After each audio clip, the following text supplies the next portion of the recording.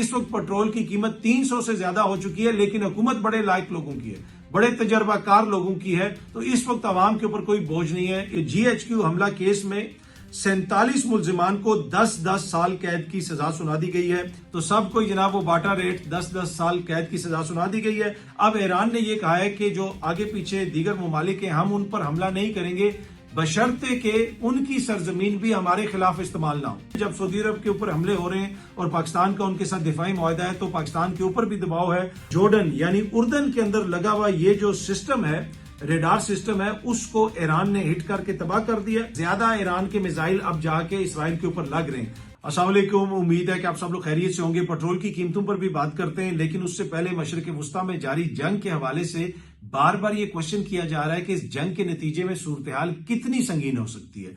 तो इस जंग की संगीनी का आप अंदाजा इस बात से लगा सकते हैं कि ऐन मुमकिन है कि इस दफा हमारे हुक्मरानों को ईद पाकिस्तान में करनी पड़ जाए। इससे आप अंदाजा लगाएं कि इस जंग की वजह से सूरत हाल कितनी नाजुक हो चुकी है कि इस बरस खुदा न खास्ता ऐन मुमकिन है कि हमारे जो हुक्मरान खानदान हैं उनको ईद पाकिस्तान में करनी पड़ जाए, ना वो बरतानिया जा सकें, ना वो UAE जा सकें। तो इससे आप अंदाजा लगा सकते हैं कि सूरत हाल नॉर्मल नहीं है, सूरत हाल इंतहाई नाजुक है। अब आ जाए जरा पेट्रोल की प्राइसेस पे। पेट्रोल की प्राइसेस के ऊपर आप देख रहे हैं कि बहुत सारी बातें हो रही हैं और बहुत सारे ऐसे बयानात चलाए जा रहे हैं जो माजी में यही हुक्मरान देते रहे।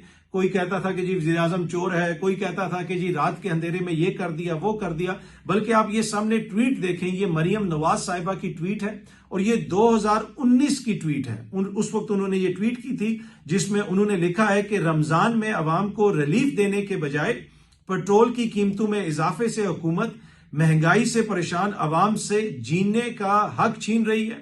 रोजगार रुक गए हैं, मजदूर घर बैठे हैं, तनख्वाहदार तबके की तनख्वाहें वही पुरानी, यानी तनख्वाहदार तबके की तनख्वाहों में कोई इजाफा नहीं हुआ। हुकूमत बताए कि मजबूर अवाम उनकी नाअहली और नालायकी का बोझ मजीद कैसे बर्दाश्त करें। वो ये क्वेश्चन कर रही है मरियम बीबी हुकूमत से कि हुकूमत बताए कि ये जो हुकूमत की नाअहली और नालायकी है, इसका बोझ अवाम मजीद कैसे बर्दाश्त करे। अब अच्छी बात यह है कि उस वक्त तो नालायकों की हुकूमत थी और पेट्रोल की जो कीमत थी आधे से भी आधी थी, लेकिन इस वक्त पेट्रोल की कीमत 300 से ज्यादा हो चुकी है, लेकिन हुकूमत बड़े लायक लोगों की है, बड़े तजर्बाकार लोगों की है। तो इस वक्त अवाम के ऊपर कोई बोझ नहीं है। इससे आप अंदाजा लगाएं कि ये वो सारे लोग हैं जो इस किस्म की बातें करते थे और इन्होंने पेट्रोल की कीमत 321 और डीजल की कीमत 335 तक पहुंचा दी है। और यह भी कहा जा रहा है कि ऐन मुमकिन है कि इसमें मजीद इजाफा हो जाए। और ईद से पहले रमजान के अंदर पेट्रोल की कीमत इस तरह बढ़ाना, अब आप देखें कि जो लोग छुट्टी पे जाएंगे, बसों वाले उनसे कितना किराया लेंगे, किराए में कितना इजाफा होगा और जो दीगर चीजें हैं, महंगाई में कितना इजाफा होगा। लेकिन इसको भी ये लोग जस्टिफाई कर रहे हैं, कह रहे नहीं जी ये ऐसे है तो वैसे है। भाई इसकी क्या जस्टिफिकेशन? आप तो कह रहे थे हमारे पास 1 महीने का पेट्रोल पड़ा हुआ। पेट्रोल या तो होता ना आपने कोई महंगा खरीदा होता, अभी तक तो आपने वो महंगे वाला पेट्रोल खरीदा ही नहीं है। और इमरान खान साहब के दौर के अंदर पेट्रोल $120 के करीब तकरीबन गया हुआ था बैरल, अभी तो गालबन $105 है और कीमत जो है वो 2 गुना से भी ज्यादा कर दी गई है। तो हुकूमत की नालायकी और हुकूमत की जो है वो नाअहली कब तक अवाम बर्दाश्त करेंगे? मैं इमरान खान साहब की हुकूमत की नाअहली की बात कर रहा हूं, जो क्वेश्चन मरियम बीबी ने कहा था। इस वक्त तो खुदा ना खास्ता बिल्कुल हमारे हुक्मरान ना नाअहल हैं ना ही नालायक हैं। अच्छा, क्वेश्चन वही है कि अवाम के लिए तो पेट्रोल इतना ज्यादा महंगा हो गया, क्या हुक्मरान तबके की मरात में भी कमी आएगी? क्या जो फ्री पेट्रोल उनको दिया जाता है वो बंद किया जाएगा? ये सामने आप देख सकते हैं, ये क्लिप अभी भी मौजूद है। ये PDM 1 की हुकूमत जब बनी थी उसमें मरियम औरंगजेब साहिबा ने एक प्रेस कॉन्फ्रेंस की थी। साथ उनके MQM के रहनुमा भी बैठे हैं, साथ उनके कमरुज़्ज़मान कायरा भी बैठे हैं, साथ उनके मौलाना भी बैठे हैं। इन सब ने मिलकर इमरान खान साहब की हुकूमत का खात्मा किया। और उस वक्त इन्होंने इस प्रेस कॉन्फ्रेंस के अंदर कहा था कि वज़ीर आज़म शहबाज शरीफ साहब ने कहा है कि जितने वुज़रा हैं, जितने सरकारी अफसरान हैं, उनका जो फ्यूल कोटा है उसमें 40% कमी कर दी जाए। यानी अगर किसी अफसर को 100 लीटर पेट्रोल मिल रहा है तो उसको 60 लीटर मिलेगा, 40 लीटर कम मिलेगा। अब क्या ये कमी की गई थी? उस वक्त इसके ऊपर इंप्लीमेंटेशन हो गई थी। अब तो खबरें ये आ रही हैं कि जी नई ट्रांसपोर्ट पॉलिसी पंजाब में आ गई है तो इतने 100 लीटर इसको मिलेगा, तो इतने 100 लीटर उसको मिलेगा, हर किसी को पेट्रोल उसी तरह मिल रहा है। तो बड़ा क्वेश्चन ये है कि जब PDM 1 की हुकूमत में ये ऐलान किया गया था, क्या उसके बाद कोई कमी की गई या नहीं की गई, और जो मौजूदा हुकूमत है क्या वो कोई इस तरह का इकदाम उठाएगी कि तमाम वुजरा का जो पेट्रोल है उसमें 40% कमी कर दी जाए, तमाम जो सरकारी एहलकार हैं उनके पेट्रोल में 40% कमी कर दी जाए, या फिर उनको उसी तरह मुफ्त पेट्रोल मिलता रहेगा और बोझ जो है वो आवाम के ऊपर पड़ेगा।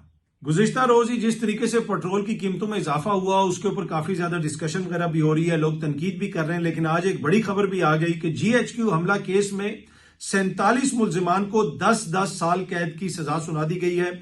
इन मुलजिमान में उमर अयूब, शिबली फराज, मुराद सईद, जुल्फी बुखारी शामिल हैं। इन सबको 10-10 साल कैद की सजा सुनाई गई है। वही जो एक फिक्स रेट है ना सजाओं का, जिस भी अदालत से सुनाया जाता है, चाहे इस्लामाबाद से, चाहे लाहौर से या फैसलाबाद से, 10-10 साल, तो सबको जनाब वो बाटा रेट 10-10 साल कैद की सजा सुना दी गई है। साथ 5-5 लाख रुपया जुर्माना भी किया गया है, अगर आप इस खबर की तफसील पढ़ें। लेकिन बात यह है कि मेरे ख्याल में वो जो बहस पेट्रोल के ऊपर चल रही है उससे मामला नहीं हटना, क्योंकि अब ये जो इस तरह की चीजें हैं ये नॉर्मल बन गई हैं कि पहले भी लोगों को सजाएं सुनाई गई, अब भी सजाएं सुनाई गई, तो इतनी ज्यादा बहस इधर उधर नहीं जाएगी। अलबत्ता ये एक इंपॉर्टेंट फैसला आया है GHQ हमला केस में। अच्छा, ये वो सारे मुलजिमान हैं जो इश्तिहारी हैं। ये GHQ जो हमला केस है इसमें इमरान खान साहब के ऊपर भी हमला चल रहा है, लेकिन ये वो मुलजिमान हैं जिन्होंने खुद को अदालत के सामने सरेंडर नहीं किया, तो लिहाजा उन तमाम मुलजिमान को सजा सुना दी गई है जो गैर हाजिर थे और उनकी गैर हाजिरी में ये सारा मुकदमा चला और अब उनको 10-10 साल कैद की सजाएं सुना दी गई हैं। खान साहब का भी ये मुकदमा चल रहा है। अब देखते हैं कि खान साहब के हवाले से कब मोअज़्ज़ज़ अदालत फैसला करती है। अच्छा जी, ये सामने आप गवर्नमेंट ऑफ पाकिस्तान की ट्वीट देख सकते हैं जिसमें वजीर आजम साहब एक तरह से मुबारकबाद दे रहे हैं कौमी हॉकी टीम के खिलाड़ियों को जिन्होंने वर्ल्ड कप के लिए क्वालिफाई कर लिया, हॉकी के वर्ल्ड कप के लिए। ये दूसरा ट्वीट आप देख सकते हैं, ये प्रेसिडेंट ऑफ पाकिस्तान आसिफ अली जरदारी साहब के ऑफिस की जानिब से किया गया, यानी प्रेसिडेंट ऑफ पाकिस्तान की जानिब से ट्वीट किया गया कि president Asif Ali Zardari congratulates Pakistan national hockey team on qualifying for the hockey world cup. ये सूरत हाल हो गई है जनाब म्यार की कि वर्ल्ड कप जीता नहीं है हॉकी की टीम ने, हॉकी की टीम ने क्वालिफाई किया वर्ल्ड कप के लिए और उसके ऊपर वजीर आजम साहब और सदर साहब जो है वो मुबारकबादें दे रहे हैं और बाकायदा तौर पर बयानात जारी किए जा रहे हैं। इस हद तक जो कहत है अच्छी खबरों का कि इस तरह की जो खबर है उसके ऊपर प्रेसिडेंसी से और PM ऑफिस से बाकायदा एलामिया जारी किए जा रहे हैं, बयानात जारी किए जा रहे हैं। अच्छा, ये साइड पे जो आप फुटेज देख सकते हैं ये दुबई एयरपोर्ट की फुटेज है। वहां पे जाके एक ईरानी ड्रोन लगा है या ड्रोन लगा है, वो पता नहीं ईरानी था या किसका था, पर एनीवे दुबई एयरपोर्ट को बंद कर दिया गया है। उस वक्त वहां पे बड़ी तादाद में लोग भी मौजूद थे, फ्लाइट्स वगैरह भी वहां पे मौजूद थी, लेकिन जब ये ड्रोन जाके वहां पे लगा तो फिर लोगों ने एयरपोर्ट से भागना शुरू कर दिया। उसकी भी ये फुटेज आप साइड पे देख सकते हैं। तो मशरक़ वुस्ता के अंदर ये जो जंग जारी है इससे बड़े पैमाने पे नुकसान हो रहा है। अब रीजन के अंदर सूरत हाल ऐसी हो गई है कि UAE जैसे मुल्क के अंदर भी एक मारूफ कारोबारी शख्सियत ने ओपन लेटर लिखा है सदर ट्रंप को, उनके ऊपर तनकीद की है और उनसे ये क्वेश्चन किया कि भाई आपको किसने ये हक दिया है कि आप हमारे रीजन के अंदर आके इस तरह की जंग का आगाज करें और इस जंग के नतीजे में इस रीजन में एक बड़े पैमाने पर तबाही हो रही है। एनीवे, UAE हो जाए, दीगर जो ममालिक हो जाए, वहां पे ईरान की जानिब से भी हमले किए गए। अब ईरान ने यह कहा है कि जो आगे पीछे दीगर ममालिक हैं हम उन पर हमला नहीं करेंगे बशर्ते के उनकी सरजमीन भी हमारे खिलाफ इस्तेमाल ना हो। अगर वहां से अमेरिका हमारे ऊपर हमला नहीं करेगा तो हम उनके ऊपर हमला नहीं करेंगे। बहुत सारे लोग पाकिस्तान के अंदर जो है वो ये कह रहे हैं कि जी ईरान ने सऊदी अरब पर हमला कर दिया, ईरान ने इस पर हमला कर दिया, ईरान ने उस पर हमला कर दिया। मसला ये है कि ईरान ने वहां पर मौजूद जो अमेरिकी अड्डे हैं उनको निशाना बनाया और वहां पे मौजूद जो अड्डे हैं वो ईरान को निशाना बना रहे हैं। यानी ईरान के जब मिसाइल जा रहे होते हैं इसराइल की तरफ तो रास्ते में उन्हीं अड्डों के जरिए उनको रोका जाता है और वैसे भी ईरान को टारगेट किया जाता है। तो इसमें कौन सी ऐसी अचंभे वाली बात है, जब आपके ऊपर हमला होगा तो आप भी आगे से रिटेलिएट करेंगे। पर एनीवे, ईरान के सदर ने अब ये कहा है कि हम किसी भी ऐसे मुल्क के ऊपर हमला नहीं करेंगे जिसकी सरजमीन हमारे खिलाफ इस्तेमाल नहीं होती। अगर वो हमारे खिलाफ इस्तेमाल नहीं होगी तो हम भी उनके ऊपर हमला नहीं करेंगे। अच्छा, अब इन जो ममालिक हैं जिधर ईरान ने हमले किए वहां पे अमेरिकी एसेट्स हैं, ये सामने आप देख सकते हैं। ब्लूमबर्ग रिपोर्ट कर रहा है कि ईरान ने खिते के अंदर अमेरिका के एक ऐसे रेडार को हिट किया है जो कई $100 मिलियन का रेडार था और उसकी वजह से अब जो खिते के अंदर इसराइल को बचाने के लिए सिस्टम्स नस्ब किए गए वो सही तरीके से काम नहीं कर रहे। मैं थोड़ी सी खबर की तफसील आपको पढ़ के सुना सकता हूं, जिसमें उन्होंने बाकायदा तौर पर यह बताया है कि ये जो सैटेलाइट इमेजेस हैं वो शो करती हैं कि जॉर्डन यानी उर्दन के अंदर लगा हुआ ये जो सिस्टम है, रेडार सिस्टम है, उसको ईरान ने हिट करके तबाह कर दिया और उसकी वजह से वहां पे यानी इसराइल के अंदर और दीगर जगहों पे जो डिफेंस सिस्टम्स लगे हुए हैं जो बुनियादी तौर पे काउंटर करते हैं ईरान के मिसाइलों को, उनको मुश्किलात का सामना है और ज्यादा ईरान के मिसाइल अब जाके इसराइल के ऊपर लग रहे हैं। तो जब आप ये कहते हैं कि ईरान ने खिते के दीगर मुसलमान ममालिक पर हमले कर दिए, नहीं, ऐसी बात नहीं है। वहां पे जो अमरीकी एसेट्स हैं उनको हिट किया जा रहा है। पर एनीवे ईरान के सदर ने यह कहा है कि जहां से हमारे खिलाफ कोई चीज इस्तेमाल नहीं होगी वहां पे हम भी हमला नहीं करेंगे। और अच्छी बात है, मेरे ख्याल में ये गुड न्यूज है।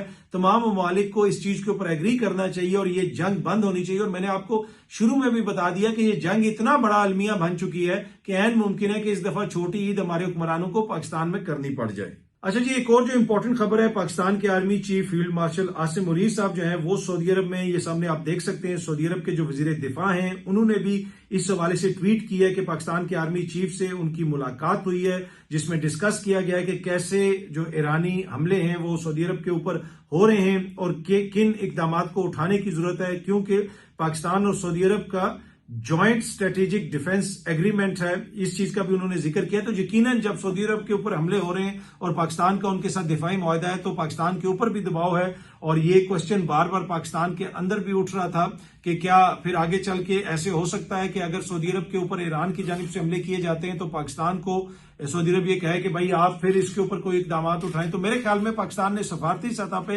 ईरान को कन्विंस करने की कोशिश की है कि आप सऊदी अरब के ऊपर हमले ना करें। पर एनीवे सऊदी अरब के वजीर दिफा ने भी ये ट्वीट किया। उसके साथ साथ पाकिस्तानी मीडिया भी ये रिपोर्ट कर रहा है, ये सामने आप देख सकते हैं, फील्ड मार्शल आसिम मुनीर और सऊदी वजीर दिफा की मुलाकात, खित्ते की सिक्योरिटी सूरत हाल से मुतल्लिक तबादला ख्याल। तो ये जनाब खित्ते की सूरत हाल के हवाले से यकीनन पाकिस्तान ने भी उस पर नजर रखी हुई है और इसमें जो पाकिस्तान का एक दिफाई पहलू है उसकी काफी ज्यादा इंपॉर्टेंस है। लेकिन पाकिस्तान यूनिक पोजीशन में है कि ईरान के साथ भी ताल्लुकात अच्छे हैं, सऊदी अरब के साथ भी ताल्लुकात अच्छे हैं। तो आई होप कि पाकिस्तान सफारती सतह पे एक अच्छा किरदार अदा कर सकेगा। एक और जो इंपॉर्टेंट खबर है जनाब, शहीद अरशद शरीफ साहब का केस कीनिया की अदालत में लग गया है जी। कीनिया की सुप्रीम कोर्ट में 11 मार्च को शहीद अरशद शरीफ साहब का जो केस है उसकी समाअत होगी। पाकिस्तान के अंदर ये केस कितना आगे बढ़ सका है वो आपके सामने है। कीनिया में शहीद अरशद शरीफ साहब को शहीद कर दिया गया था। उनकी जो डेथ के सर्कमस्टांसेस हैं वो अभी तक क्लियर नहीं हो सके, वो किस तरह हुआ क्या नहीं हुआ, बहुत सारे उसके ऊपर सवालात हैं, मुख्तलिफ इल्जामात भी लगाए जाते हैं। फैसल वाडा साहब ने भी बहुत सारी बातें की। एनीवे आप देखते हैं कि कीनिया की अदालत में इस हवाले से क्या चीजें सामने आती हैं। अच्छा, जो अरशद शरीफ साहब को कैसे उनकी शहादत हुई उस हवाले से सर्कमस्टांसेस क्लियर नहीं है, लेकिन उस दौर में जब ये सारा वाकया हुआ उस दौर में जो एक इम्पॉर्टेंट ताकतवर शख्सियत थी, बाद में अब वो अपने ओहदे पे नहीं रही, तो बाद में मैंने उनसे ये चीज पूछी थी कि इस हवाले से आपके पास कोई इंफॉर्मेशन थी, तो उन्होंने कहा कि जी इस हवाले से अगर कभी कोई सच सामने आएगा तो शायद जो कीनियन अंडरवर्ल्ड है वहां से कोई चीज सामने आ जाए, क्योंकि जिसने भी हिट अरेंज करवाई होगी वो कीनियन अंडरवर्ल्ड के जरिए अरेंज करवाई होगी। उनके जो ताल्लुकात वहां पे पुलिस में थे या जिस तरह भी थे, उसमें अब कोई भारतीय खुफिया एजेंसी हो सकती है, कौन हो सकता है मुझे नहीं पता, लेकिन ये चीज मुझे आज तक याद है कि मुझे बताया गया कि कीनियन अंडरवर्ल्ड जो है बड़ी इंपॉर्टेंट शख्सियत ने, जो अपने ओहदे पर उस वक्त नहीं रही थी, अपने ओहदे से वो रिटायर्ड हो चुकी थी, इंपॉर्टेंट शख्सियत, उसने ये कहा कि जी कीनियन अंडरवर्ल्ड से हो सकता है कि शायद कोई क्लू मिल जाए। अब पता नहीं ये मामला वहां पे जो अदालत में जाएगा उसमें पुलिस अपना क्या मौकिफ रखती है और ये केस की वहां पे जो समाअत वगैरह हो रही है वो है भी किस नौयत की, वो भी बहुत सारी चीजें उस पर क्लियर नहीं है। पर एनीवे खबर ये है कि कीनिया की सुप्रीम कोर्ट में शहीद अरशद शरीफ साहब के केस की समाअत 11 मार्च को होगी। अच्छा, एक खबर ये भी आ रही है जिसको क्लैश रिपोर्ट कर रहा है कि इराक के अंदर कोई इसराइली एजेंट पकड़े गए हैं जिनके पास पोलैंड के पासपोर्ट थे। इससे पहले इस तरह की खबर कतर और सऊदी अरब के हवाले से भी आई थी कि वहां पे भी कुछ ऐसे लोगों को पकड़ा गया है जिनके पास किसी और ममालिक के पासपोर्ट थे, लेकिन एजेंट वो इसराइली थे और वहां पे वो कोई बम वगैरह नस्ब करना चाहते थे। आप में से शायद कुछ लोगों को याद हो कि कुछ बरस कबल हमास के एक इंपॉर्टेंट बंदे को टारगेट किया गया था यूएई के एक होटल के अंदर, दुबई के एक होटल के अंदर, और उसको टारगेट किया था इसराइली एजेंट्स ने, जो मुख्तलिफ ममालिक के पासपोर्ट्स के ऊपर वहां पे पहुंचे थे, जिसमें गालबन बरतानिया का पासपोर्ट भी था और दीगर जो यूरोपीय ममालिक हैं उनके पासपोर्ट भी थे। तो इनके एजेंट्स दुनिया भर के पासपोर्ट से इस्तेमाल करते हैं और खित्ते के अंदर और दीगर जगहों के ऊपर कार्रवाइयां करते हैं। और अब ये खबर आ रही है कि इराक के अंदर 5 बंदे पकड़े गए हैं जिनके पास पोलिश पासपोर्ट्स हैं, लेकिन वो मुबैना तौर पे इस्राएली एजेंट हैं और वो वहां पे कुछ कार्रवाइयां करना चाहते थे, क्योंकि जो इराक का कुर्दिस्तान रीजन है वहां से ये चाहते हैं कि किसी किस्म की कार्रवाई का आगाज हो ईरान के खिलाफ। अब उसमें ये कामयाब होते हैं या नहीं होते वो तो वक्त ही बताएगा, लेकिन मुबैना तौर पे 5 इस्राएली एजेंट अब इराक के अंदर भी पकड़े गए हैं। बहुत जल्द आप सब दोस्तों से दोबारा मुलाकात होगी। Thank you very much.